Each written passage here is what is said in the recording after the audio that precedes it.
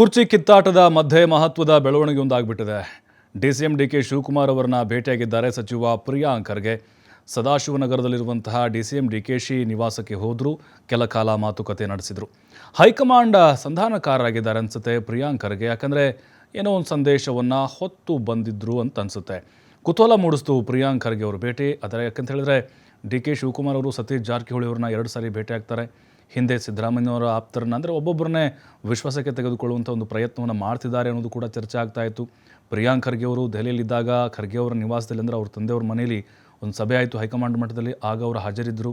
ಹಾಗಾಗಿಯೇ D K ಶಿವಕುಮಾರ್ಗೆ ಏನೋ ಒಂದು ಸಲಹೆಗಳನ್ನು ಕೊಟ್ಟು ಕಳಿಸಿರಬಹುದು, ಅಥವಾ ಸದ್ಯಕ್ಕೆ ಸೆಷನ್ ಮುಗಿಯೋವರೆಗೂ ಅಥವಾ ಮುಂದೆ ಬಜೆಟ್ ಮಂಡನೆ ಆಗೋವರೆಗೂ ಸೈಲೆಂಟ್ ಆಗಿರಬೇಕು ಅಂತ ಏನಾದರೂ ಹೇಳಿ ಕಳಿಸಿರ್ಬೋದಾ. ಮತ್ತು ಹಾದಿ ಬೀದಿಯಲ್ಲಿ ಚರ್ಚೆ ಮಾಡೋದು ಬೇಡ ಅಂಥೇಳಿ, ಅದ್ರ ಜೊತೆಗೆ ಗುಂಪುಗಾರಿಕೆ ಮಾಡೋದು ಬೇಡ, ಡಿನ್ನರ್ ಮೀಟಿಂಗು, ಲಂಚ್ ಮೀಟಿಂಗು, ಅಥವಾ ನಾಯಕರ ಪರವಾಗಿ ಘೋಷಣೆಗಳನ್ನು ಬ್ಯಾಟಿಂಗ್ ಮಾಡೋದು ಬೇಡ, ಈ ಥರದ ಕೆಲವೊಂದಿಷ್ಟು ಸೀಕ್ರೆಟ್ಗಳನ್ನು ಹೇಳಿ ಕಳಿಸಿರುವಂಥ ಸಾಧ್ಯತೆಗಳಿರ್ಬೋದು. ಅದರ ಜೊತೆಗೆ ಈಗ ಸಿದ್ದರಾಮಯ್ಯನವರು ಮತ್ತು ಡಿ ಕೆ ಶಿವಕುಮಾರ್ ಅವರು ಬ್ರೇಕ್ಫಾಸ್ಟ್ ಮೀಟಿಂಗ್ ಮೂಲಕ ಅದೆಲ್ಲವಕ್ಕೂ ಕೂಡ ತೆರೆ ಎಳೆದಿದ್ದಾರೆ. ಆದರೆ ಪ್ರಿಯಾಂಕ್ ಖರ್ಗೆ ಅವರು ಎಲ್ಲೊಂದು ಕಡೆ ಹೈಕಮಾಂಡ್ ಮಟ್ಟದಲ್ಲಿ ಅವರು ಕೂಡ ಉತ್ತಮ ಬಾಂಧವ್ಯ ಹೊಂದಿರುವುದರಿಂದಾಗಿ ಈ ಅನುಮಾನಗಳು ಹೆಚ್ಚಾಗ್ತಾ ಇದೆ.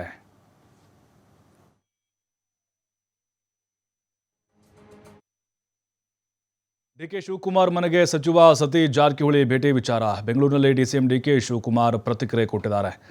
ನಾನು ಸತೀಶ್ ಜಾರಕಿಹೊಳಿ ಇಬ್ಬರು ಕೊಲೀಗ್ಸ್. ಮಧ್ಯಾಹ್ನ ಕ್ಯಾಬಿನೆಟ್ನಲ್ಲಿ ಇರ್ತೇವೆ, ಸಂಜೆ ಊಟಕ್ಕೆ ಸೇರ್ತೇವೆ, ಬೆಳಗ್ಗೆ ತಿಂಡಿ ಕೂಡ ಸೇರ್ತೇವೆ. ಇದೆಲ್ಲವೂ ಇದ್ದೇ ಇರುತ್ತೆ ಅಂತ ಡಿಸಿಎಂ ಡಿಕೆಶಿ ಹೇಳಿದರು.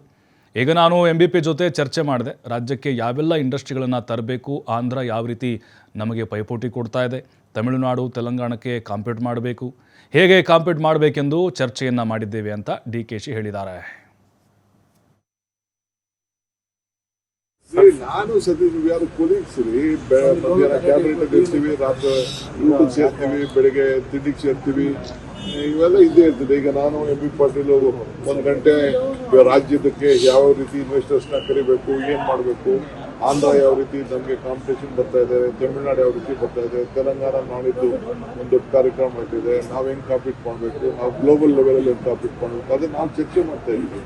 ನಮ್ಮ ರಾಜ್ಯದ ಹಿತಕ್ಕೆ ಖಂಡಿತ ನಾನು ಸತೀಶ್ ಸೇರಿದ್ದೀವಿ. ಎಲ್ಲ ರಾತ್ರಿ ಯಾವುದೋ ಒಂದು ಮದುವೆಯಲ್ಲಿ ನಾವೆಲ್ಲ ಸೇರ್ಕೊಂಡು ಕೆಲವು ವಿಚಾರಗಳು ರಾಜ್ಯದ ಪಕ್ಷದ ವಿಚಾರ ಮಾತಾಡ್ತಾ ಇರ್ತೀವಿ. We all are colleagues. ನಮ್ಮ ವೈರಿಗಳ ಥರ ಲೆಕ್ಕ ಆಗ್ತಾ ಇದ್ದೀವಿ. ಕುತೂಹಲ ಇರುತ್ತಲ್ಲ ಅಂತ. ಏನ್ ಕೂತಲ್ಲ, ಏನಿಲ್ಲ. ಪಾಲಿಟಿಕ್ಸ್ ಅಲ್ಲಿ ಬಾಂಧವ್ಯ, ನೆಂಟಸ್ತನ, ಸ್ನೇಹ ಎಲ್ಲ ಇದ್ದೇ ಇರ್ತದೆ. ನಾನು